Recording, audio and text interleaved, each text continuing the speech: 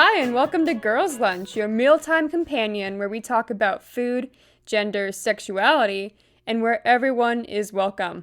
My name is Julia. And I'm Nicole. And today, what are we talking about, Nicole? Well, Julia, today we are going to be talking about graham crackers, which you've hopefully heard of. No. Oh, no. Well, this show will be longer than I thought it would. We're going to be talking about graham crackers and specifically the man who invented and popularized them named Sylvester Graham. And we're also going to do a graham-based taste test at the end of the show. So, I don't know. I mean, for those, I don't know if graham crackers are popular in other countries. I've never thought about that. Yeah. Because I'm guessing Sylvester is an American guy based in America. Yes, you are correct. Yeah. This seems like the kind... We'll get into it, but like based on what I already know about graham crackers, it seems like a very classically American thing to do. Yeah. Well, just in case we have, I don't know, an international audience, a graham cracker is a thin wafer made of graham flour, which is like bran, like wheat, whole wheat. It's got a very distinct kind of nutty flavor. If you know s'mores, they're the ones that are in s'mores. Well, that also might be a very uniquely American touchstone. Julia, what do you know about graham crackers? So what I know about graham crackers is that in any application besides s'mores, they are not worth eating, in my opinion. Okay. I don't know. I'm not a big fan of crackers in general. I find like, I don't know, dry, crunchy is not my thing. Yeah. But between having 2 graham crackers and having, marshmallows and chocolate, now that's a combination. Yeah, it is. Graham crackers, I would say, are like not hard to eat on their own, but like I feel like you rarely do that. They're usually like sometimes you make a graham cracker crust with like a cheesecake. I think my memories of eating graham crackers by themselves is like when I was sick or like if I didn't feel good, if I had like an upset stomach. And as we'll talk about, it's a very bland food generally. My parents would always get the cinnamon sugar kind. Ew. No? Hard no. Okay. I don't know. I haven't had them in probably at least a decade, so who knows? Yeah. Well, so Julia, what do you know about like graham crackers' origins? So I do know Sylvester Graham was an anti-pervert. It's my favorite way to describe him. Where he was so obsessed with people not getting boners that, I don't know, maybe it was his kink. But I know that in the same kind of vein as like certain cereals or the beginning of cereal, graham crackers were invented as a way to be so bland and boring that you would not want to bone anyone. Yep. You would lose the will to bone. Yeah, I mean, so that is, I think that's the short version of the story, and obviously we'll get into more detail than I know so much more than I could ever need to know about Sylvester Graham now. But generally, yeah, that's the short version of the story is you have this minister guy who's like, sex is bad. You shouldn't be doing it unless you're married, and then it's just for procreation. Classic stuff. Yeah, classic stuff. And so as a way to curb your appetites, we will give you very bland food that will not, excite your sensibilities. Very similar to cereal. So let's get into it. So let's talk about Sylvester Graham. Graham crackers are indeed named after this man who was a Presbyterian minister, reformer, temperance advocate, born in Connecticut in 1794. Oh, that's earlier than I expected. Yeah. So he's a bit early in the movement. This will come up later. This man has a lot of feelings about bread that we will get into. So much so that Ralph Waldo Emerson, you may have heard of him, called Sylvester Graham the prophet of bran bread. The prophet of bran bread. Yeah. I guess that does make me think about how graham flour is probably like a different kind of bran flour. Mm-hmm.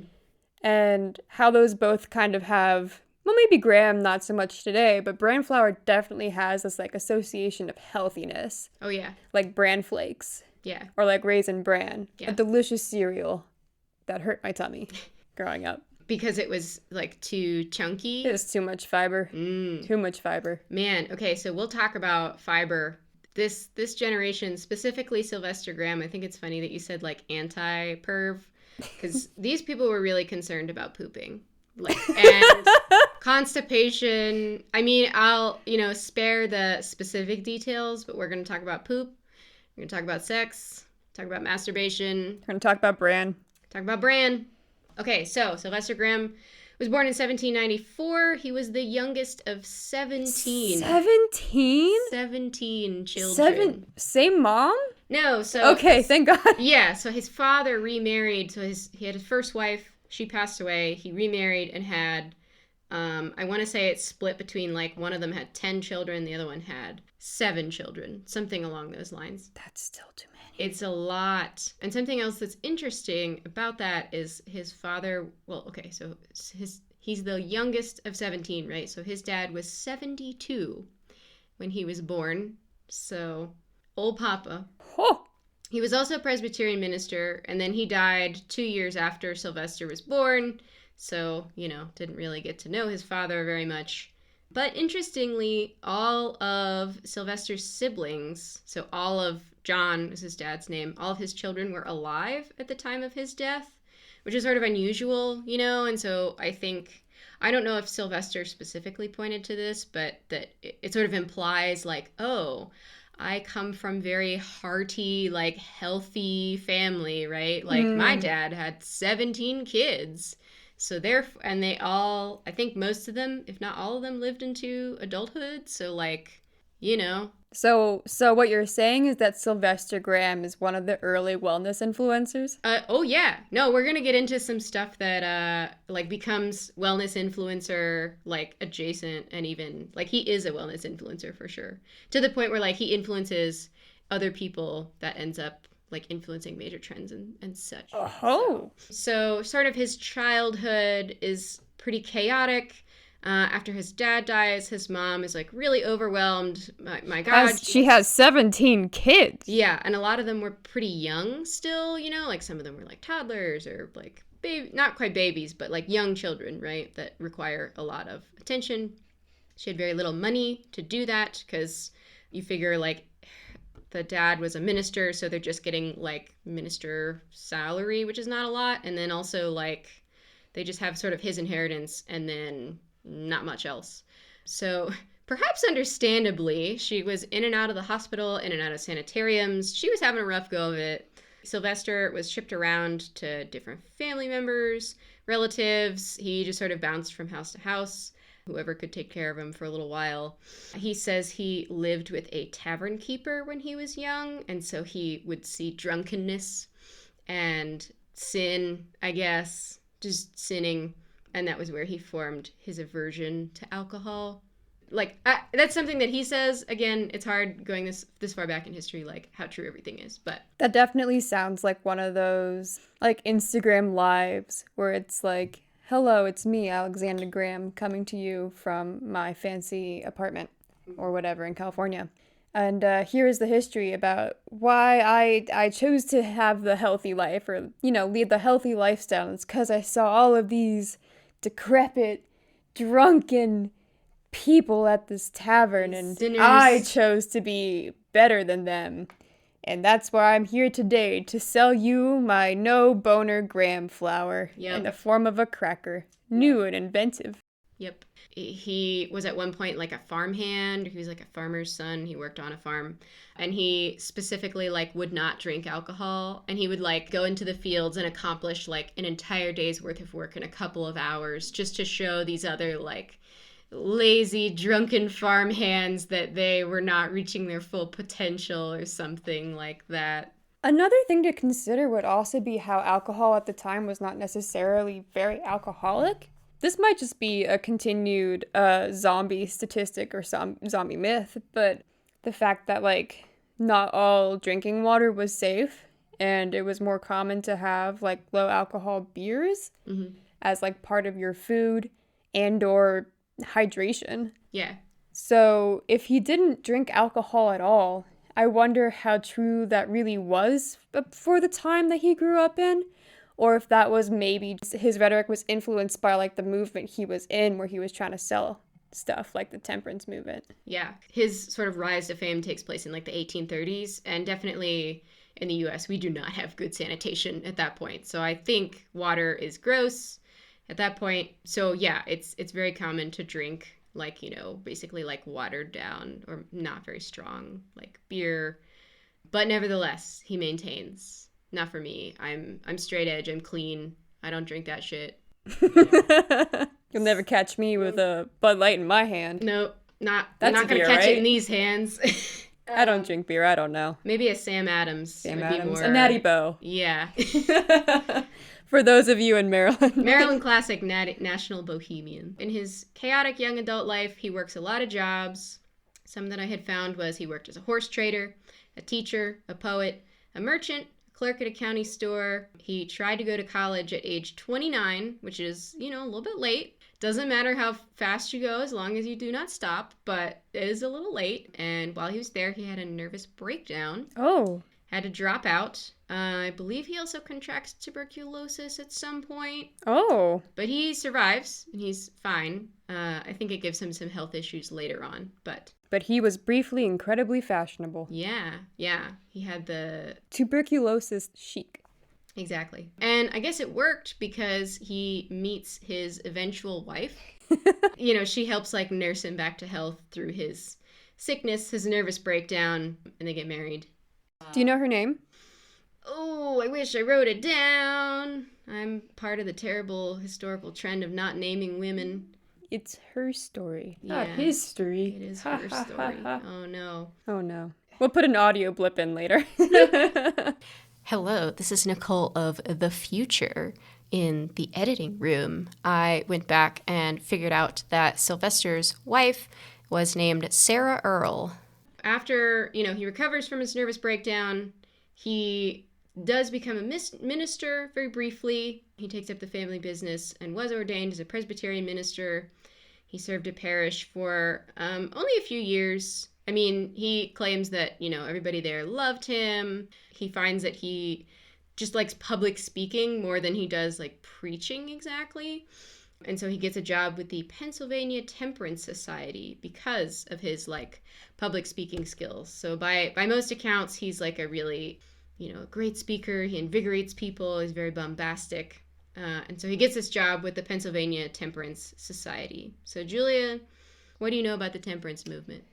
I think just the basics, that it was like a bunch, well, at least what, modern media has told me, which is a bunch of wives getting upset that their husbands have been out drinking and gambling and doing the drugs and having the affairs. And so they're like, we don't want this anymore. We want our husbands to not do that.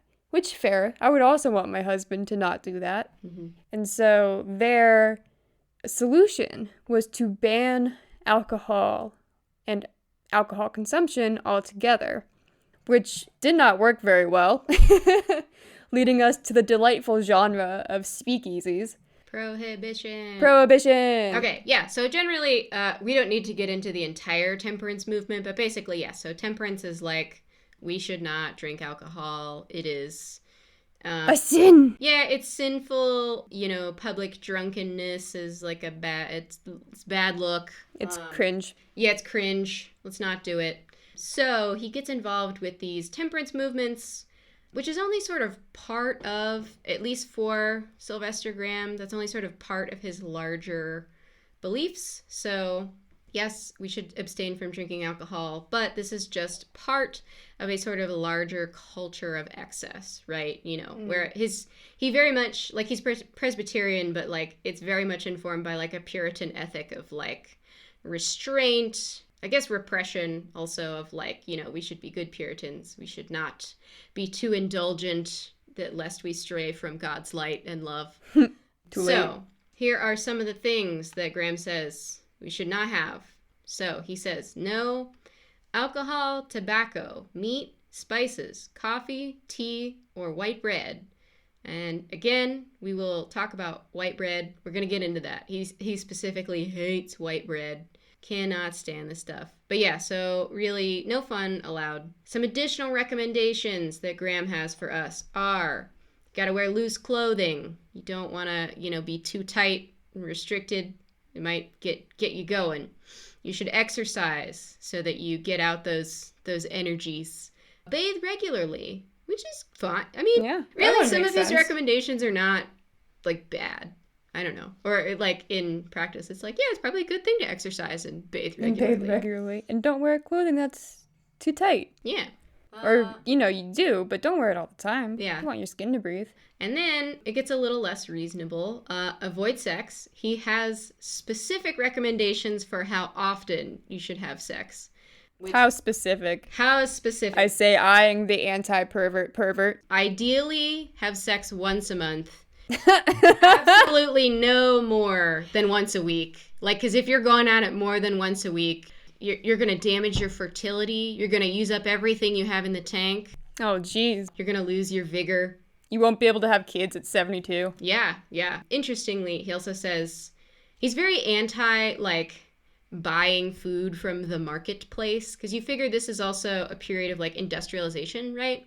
Americans are starting to move to cities. It's not like you live on a farm and probably the woman of the house is, like, making all of your food for you. It's possible now to just go to the city center and buy bread, buy milk, that type of thing from somebody in the market.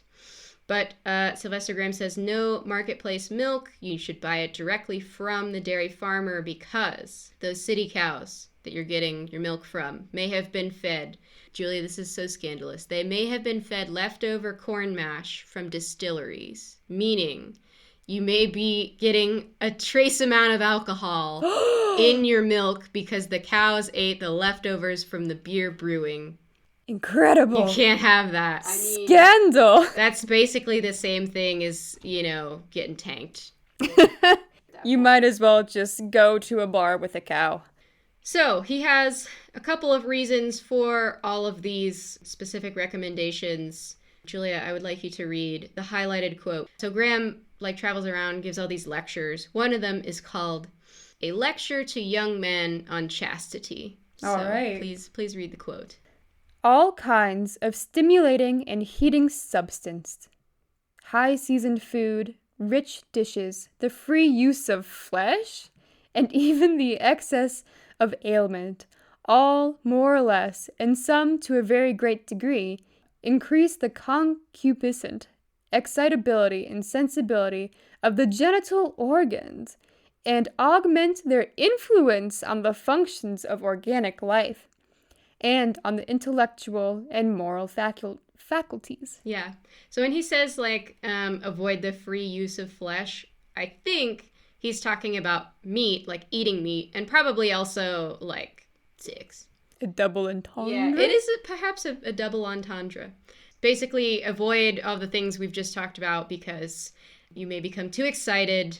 It may disrupt the functions of organic life. So it's going to throw you off balance. Don't eat anything too spicy. We are going to get into ideas of chastity, specifically anti-sex, anti-masturbation in the second half of the episode, which is where we're going to sort of dive in, you know, more analysis. We're still getting through the history here. He also said that these restrictions are not only, like, you know, sinful, bad for you morally, but he said that they were bad for your health, which is really interesting because even though he is a minister, a lot of his arguments are informed by medical, scientific, and philosophical ideology at the time. So he's not just saying, like, don't do this because it's sinful and bad. Because Jesus would frown. Because Jesus would be sad. He would cry a single tear. I mean, also, if you listen to Sawbones, you know that old-timey doctors, maybe, like, how informed were they by, you know, things like the scientific method? Meh. But Sylvester Graham did a lot of reading and, you know, research as much as he could at the time, which I think is interesting. Like, he read medical publications, he studied science and math and the classics, which I just think that's interesting to give him, like, a little bit more depth instead of just, like, anti-sex, you know, no fun allowed minister. A lot of this is mostly taking place in, like, the northeastern U.S., you know, so he gives lectures in Boston, Philadelphia, New York. He publishes his lectures and reprints and circulates them, which is how he gains popularity. I mean, I think, and you were sort of mentioning this earlier, Julia, there's something to be said for, like, it very much feels a lot like the types of rhetoric we hear about, like, clean eating and, like, raw food diets. I have specific quotes later where he talks a lot about, like, you need to eat food as close to its original form as possible. Boy, that sounds familiar. Yeah, it sounds a lot like, you know, the Whole Foods movement. yeah, don't have Whole processed 30. food, you know, that type of stuff. So It ain't new. nothing's new under the sun. So he gets so popular that there are some boarding houses that spring up that are called Graham houses, where people follow this diet and lifestyle. Mostly these are all like temperance advocates. There are even some universities that adopt this diet for a brief time. So if you have ever heard of Oberlin, Wesleyan, or Williams, which are, if you maybe are from the West Coast or somewhere else, those are in Ohio, Connecticut, and Massachusetts. So he's very centralized in like the northeastern U.S. at the time. You ever make a kind of like a gingerbread house, but you use graham crackers instead? Yeah, that was the ones we made in school because, like, graham crackers are better for you instead of, like, gingerbread, which is, I guess, just too sweet, or like a cookie. Oh, that's interesting. I always thought it was because they were more structurally sound That's true. and already came in rectangles, but you might have a point there. I was just thinking it gives a whole new name or meaning to the name graham houses. Oh, that's a good point. Even though he is very popular, he also makes some enemies. Enemies? Who could possibly have anything against Sylvester Graham? Well, Julia, I will tell you. But first, why don't you give me our food fact of the day? All right, let's go get that food fact of the day. So, Nicole, you know about vinegar, I'm assuming. I've heard of it, yes. So you have like balsamic vinegar, apple cider vinegar, red wine vinegar. The old ACV. The old As ACV. the kids call it. An episode in its own right. I think it's pretty apparent from those names that you would know what they are made of. You know, apple cider vinegar comes from apple cider. Mm-hmm. Red wine vinegar, white wine vinegar comes from respective red and white wines. Balsamic vinegar is also a kind of grape vinegar. But where does just basic white vinegar come from? Well, I know that it's often distilled, but I don't know from what. Yeah, so... Is it onions?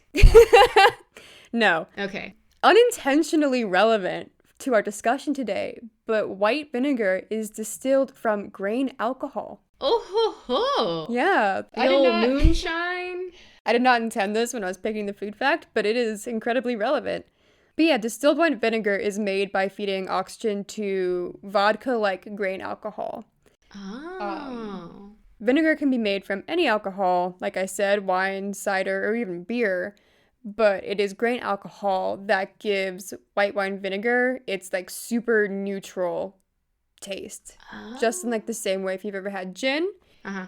it's a pretty neutral kind of tasting alcohol. Yeah. Well, I've never had gin because I now follow everything that Sylvester Graham tells me. Oh, you're right. You're right. I'm at this moment wearing loose-fitting clothes, and after this, I need to go for a run to make sure that I'm, properly exercised. And you have to take a bath. Yeah, I have Don't to forget take, that I one. have to take a bath, so I make sure that the next time I see my husband, I don't get too, Yeah. A very popular white vinegar that I usually see at grocery stores is like the Heinz one, which comes in like the glass bottle with a super distinct shape. And according to them, theirs is made purely from corn. So I guess you get your corn alcohols, you get your other grain alcohols, and you make it into white vinegar. Wow. That is so cool, Julia. So exciting. No, that is actually very cool. I did not know most of that, so. I didn't either. Yeah. And that's why we have food facts of the day. Yay! Yay! Would you like to find out who Graham's enemies were? Lay it on me. There's a fight. Fights There's happen. a fight? Yeah, Do fights people happen. throw fists? Do they catch the hands? Okay, hands are thrown. Oh my god. I mean, Graham's giving all these lectures telling people that they should be vegetarian, that they should not be buying, they need to be making their own bread, not buying it from the marketplace. So as a result, bakers and butchers, no candlestick makers as far as I can tell. He didn't have any feelings about candles. Bakers and butchers are like pretty PO'd, that he's basically saying that, they're charlatans, they make terrible quality food, it's dangerous, people should not be eating it. People would protest his lectures, but specifically in 1837, he's supposed to give a lecture in Boston, but the cops told him to cancel it because of threats of violence. And he said, nah, it's fine. I'm gonna do it anyway. And so then an angry mob showed up of, presumably butchers and bakers and whoever else I guess was around. As you do. As you do. And so his supporters, who are called Grahamites. Grahamites. Two things. One, it sounds like tiny little bugs made of graham crackers. Right. And it also sounds like akin to Teddy Grahams, like Grahamites. Mm-hmm. Oh, yeah, maybe... Like a tiny little cracker. Like coming soon from Nabisco, you've heard of Teddy Grahams. Now get ready for Grahamites, which are these cute little bug-shaped Yeah, grahams. Cute little friendly bumblebees. Yeah, that would be cute. So, there's an angry mob. They lock the doors, they barricade the doors, and from the roof of the building, they shovel lime onto the protesters. Oh! Which I'm pretty sure is caustic, right? Yeah, you don't want that on you. They have a bad time and they are forced to go home. So it gets real intense, man. Oh my god. I'm just sitting here thinking about this happening in 1837, which is almost 200 years ago, and how it literally is something that has and could and probably will happen again, in this modern era. Mm-hmm. Life repeats itself. There's nothing new under the sun. Yeah, man. So, why was he so popular? Well, there was a cholera outbreak in New York in 1832, right before he really, crests to fame. And he claims that none of his followers die from that cholera outbreak because they followed his diet. That's a pretty bold claim. Yeah.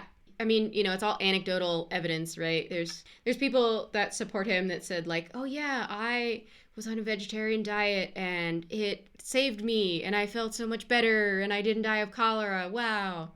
Insert keto, paleo, Yeah. vegan, Whole30, gluten-free, whatever you want. Yeah.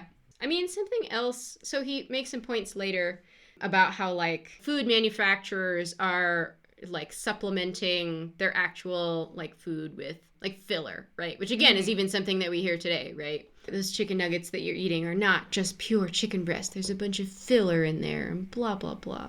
But he does sort of have a good point in the sense of this is before the Pure Food and Drug Act of 1906, which will probably also be its own episode. There really isn't consumer protection like we know about it today for anything that's gross.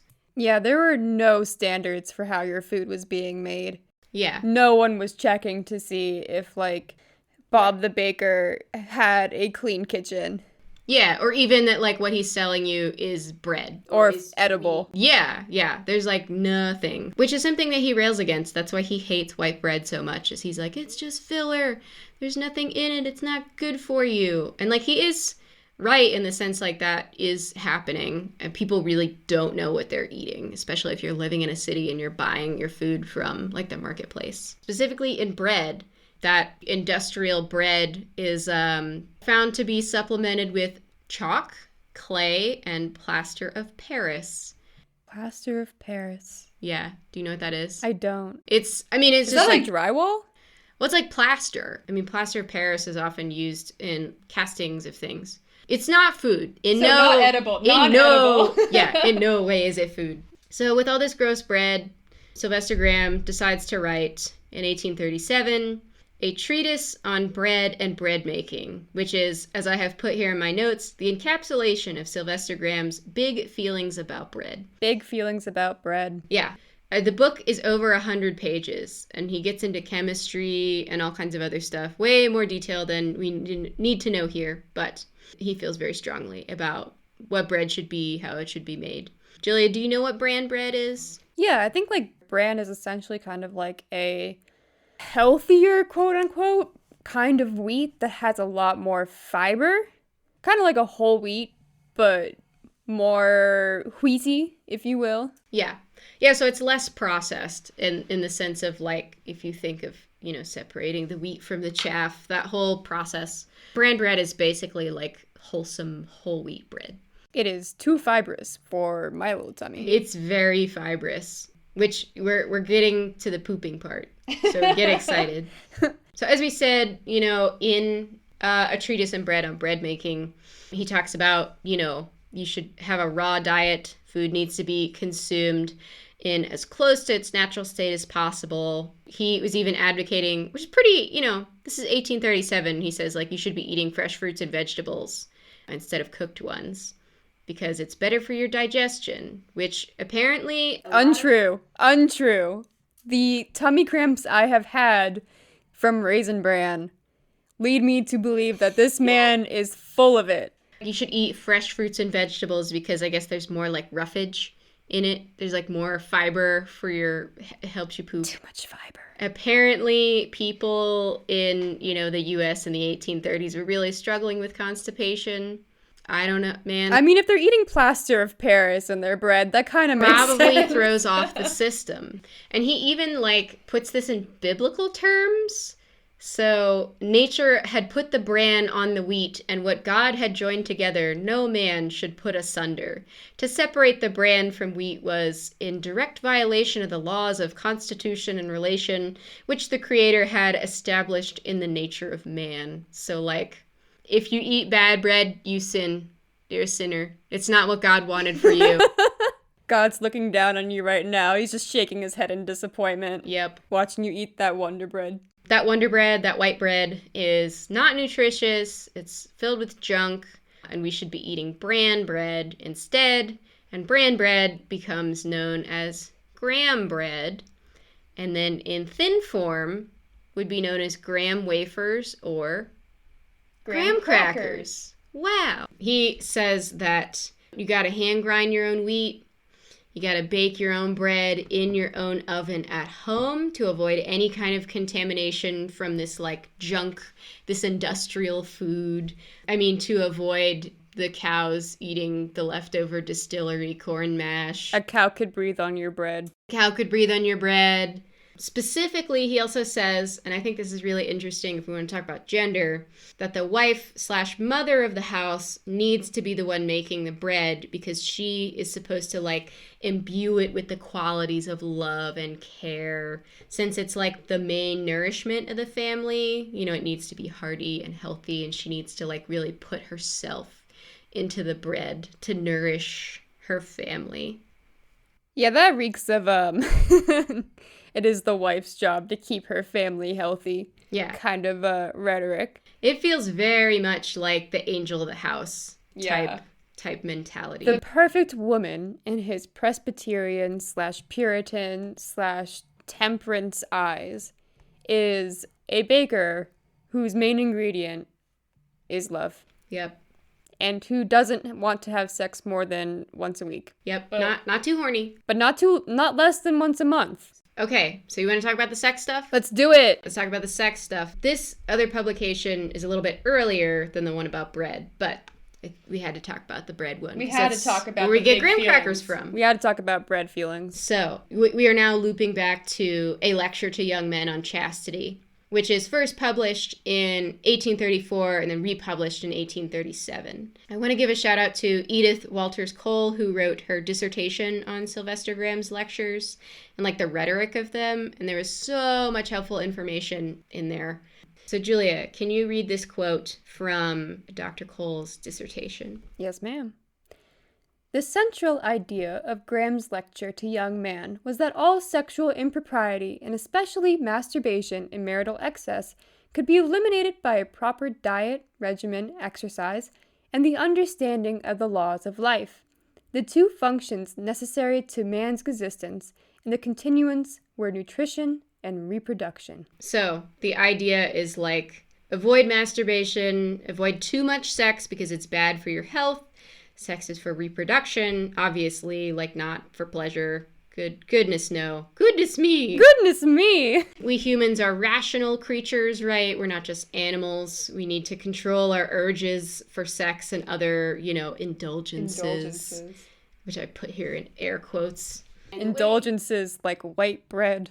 And the way that we do that, the way we, control those indulgences is through diet and other lifestyle restrictions, which is again very puritanical. Yes. Which I would even argue we still have here in the U.S. today. Oh yeah, no, the U.S. it cannot escape, especially on the East Coast. I have found it cannot escape the Puritan undertones that built it.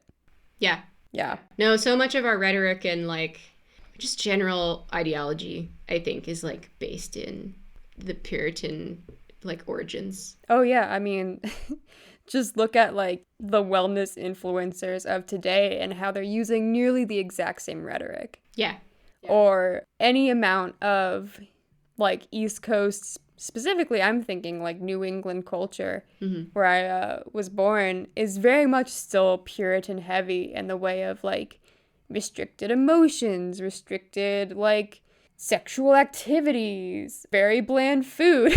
Yeah. Not anymore, I think. I think some places have better food. We're working on it. We're working on it. One other thing that I want to note about this lecture to young men on chastity, something that I thought was interesting as I was reading about this, which I feel like is probably sort of rare for the time, since we're talking, you know, like 1830s. Graham actually uses anatomical names for parts of the body instead of, because you have to figure like, at this time, I mean, we were just talking about the Puritans, right? Yeah. We are very repressed. We don't talk about, we don't say the word penis. We don't say the word penis. We don't. Well, we'll say penis, but we won't say vagina. Yeah. I mean, also, think about audience, right? This is a lecture to young men. There's also, like, an implicit assumption here that, like, well, women don't, this is not a problem for them.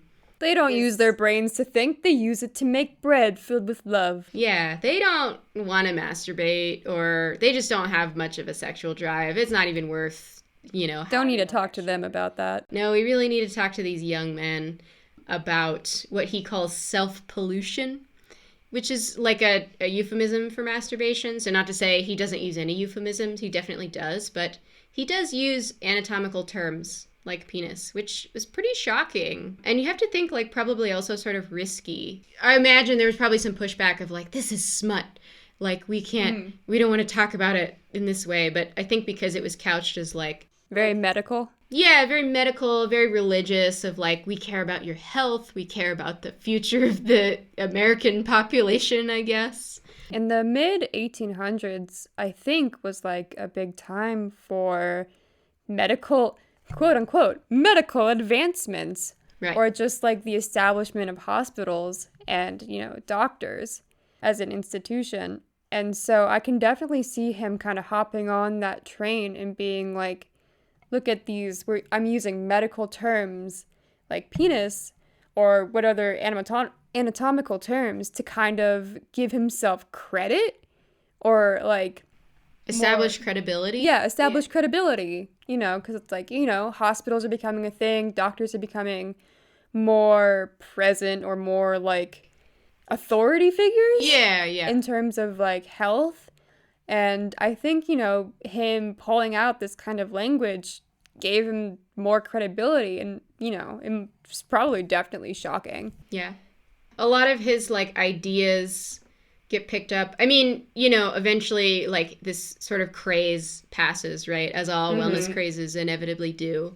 And, you know, it sort of falls out of favor and, you know, his popularity goes down and he dies at, I want to say, age 57, I think. 57? Yeah. That's so young. Yeah, he didn't make it as old as his pop. He didn't make it to 72. Wow. He also didn't have 17 kids. So Well, I would be amazed if he had any. Yeah. You know, he falls out of favor a little bit, but a lot of doctors and movements sort of like pick up his ideas, right? The temperance movement obviously continues on for another, you know, almost 100 years, resulting in prohibition. Mm-hmm. But his ideas get picked up by a lot of other doctors and sort of like trickle down in a lot of other ways, right? I mean, as we said, He was an influencer. he was an influencer, right? People were buying his products and his ideology. Yeah. And it gets passed down whether or not it was true. I mean, he died at 57.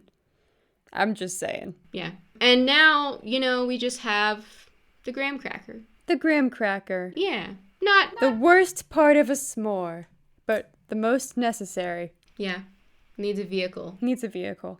Okay. Well, I think we should close with our taste test, which I hinted about. We should close with what Sylvester Graham would probably say is an abomination. Very much counter to his ideas of like bland, I don't know about no sugar, but probably, I can't imagine he was a big fan of sugar.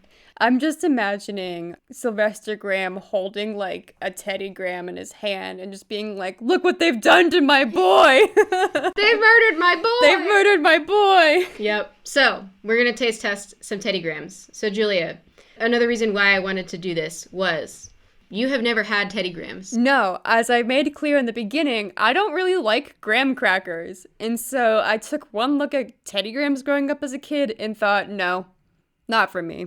So if you don't know, Teddy Grahams are, as we sort of said with Grahamites, you know. Grahamites? Teddy Grahams are these little graham crackers that are, you know, maybe the size of your thumbnail or so, depending on how big your thumbs are. They're little guys. They're graham crackers. They're in the shape of little bears. They're smiling, happy little folks. So you did not eat them growing up. I ate them all the time. I think that they're great. That's my personal bias that I'm going to bring to this taste testing. Well, we have an equal sort of judging panel. You have someone who loves them, and you have someone who does not like them. Ostensibly, yes. We will see what happens in our taste test. Some quick facts about Teddy Grahams. They were introduced in 1988 by Nabisco. Nabisco. In their first year of production, they placed third in cookie sales behind Chips Ahoy and Oreos. Oh. Which is pretty good. The American Marketing Association named Teddy Grahams one of the best new products of the year. Oh, wow. Which seems like quite a compliment. And they currently are sold in 4 flavors. So you have cocoa or chocolate, honey, cinnamon, and choco chip. They call it choco chip, not chocolate chip. I don't know why. They didn't have enough room. Okay, so Julia, I have been telling you, I've been hinting about this. I found this article from the Los Angeles Times, written in 1989 by someone named Alice Kahn, who also hates Teddy Grahams. Oh, boy. And I need you to read these quotes for the lovely people at home. Okay. Please read the first one. Okay. Teddy Grahams seem to appeal to some primordial childhood cannibalism fantasy in all of us. The desire to eat one's teddy bear is perhaps the first oral urge. Do your best. There's more. No. Okay. Next comes the desire to eat one's ducky, an instinct Nabisco previously capitalized on with the introduction of tiny duck-shaped crackers called quackers. Oh, that's a lot to unpack. With that aperitif, the childhood cannibalism, desire to eat one's teddy bear. The name of the episode's going to be Primordial Childhood Cannibalism Fantasy. A history of graham crackers. History of graham crackers. I think with that, I think we should cash in on that primordial childhood cannibalism fantasy and eat some Teddy Grahams. Let's do it. Okay. I went to Walmart and I got multi-packs. So we have the honey flavor and we have the chocolate flavor. Okay. Try. The honey flavor is kind of like the classic one, right? Yeah, that one is sort of like, I guess if you want to think of like a traditional graham cracker, that one's probably the closest to it, I would say. Okay. I would like to say that I think I deserve some props for, you know, showing restraint and not eating all of these on the plane. Okay. I did double check there's no milk in either of them. Okay, good. So. They are very cute. I will say that. Alice Kahn thinks she hates their faces. She hates their faces. She said that like they look demonic or something like that. I don't think I have the quote in here, but she just despises them. So. Oh, no, I think they look kind of cute. I mean, like, I love gummy bears. I like eating the heads off first. So I guess I'll do that with, I've got the cocoa one here. Yeah, I'm going to let you. Well, I will also take a cocoa one. All right, let's try it. I'm already eating one. Well, that dries up your mouth real fast. Mm-hmm. Just totally takes away any sense of horniness. Well, you can't really go down on someone when your mouth's this dry.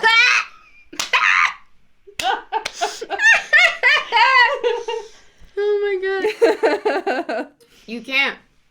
I think it would also be really something if you brought Teddy Grahams into the bedroom. You know, you're like, wait, hang on, babe. Wait, hang on, babe. We have a handful of these little teddy bears. I mean, she does say oral urge. Oh, babe. Oral urge is something. I mean, what do you think? Is the chocolate any better? I think it's disappointing. I am a chocolate lover. I used to make chocolate for a living. That's true. You do know about chocolate. And so I know at least one thing about chocolate. And I feel like with Teddy Grahams or any sort of like chocolate snack, packaged snack, It's never chocolatey enough for me. I'm always disappointed. Mm-hmm. So it was actually better than I was expecting. Well, here, you can try the honey ones and definitely be let down. I mean, maybe not definitely, but I will say that as a child, these are my least favorite. I don't know. I think the bears are cute. Mm-hmm. This is worse. Yeah. See, this reminds me of like the blandness, the bland flavor that I associate with like I would eat these when I was sick. This kind of reminds me. It's the texture, it's the flavor. It reminds me of the Biscoff cookies you get on airplanes, where, I don't know, I tasted that and I was teleported immediately back to an airplane trying to eat a Biscoff cookie so I didn't barf on the poor person sitting in the middle seat.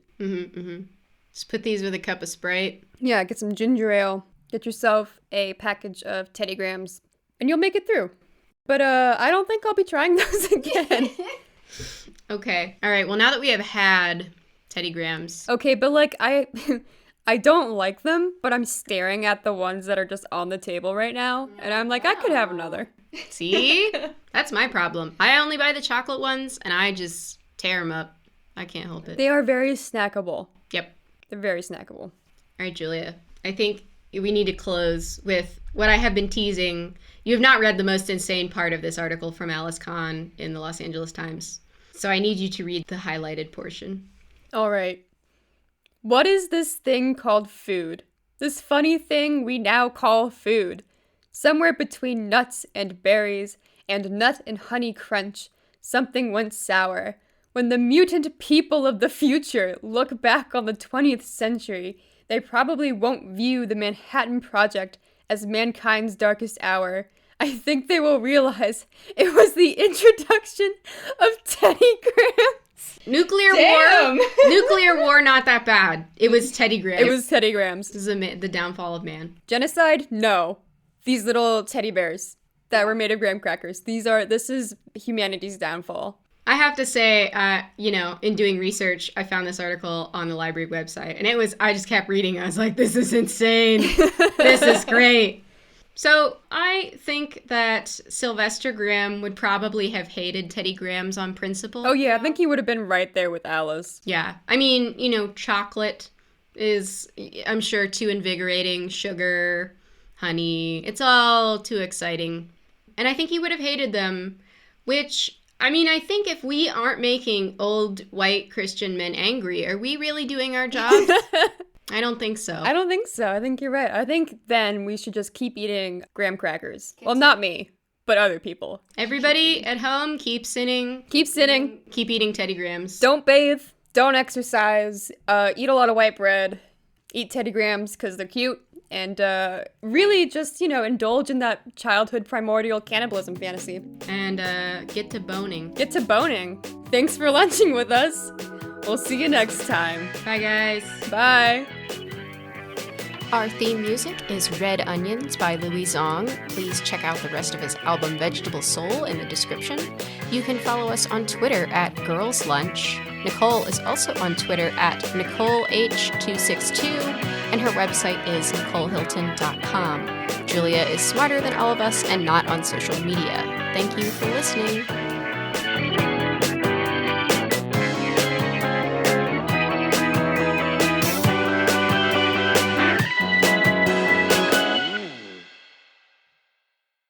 Having a good time.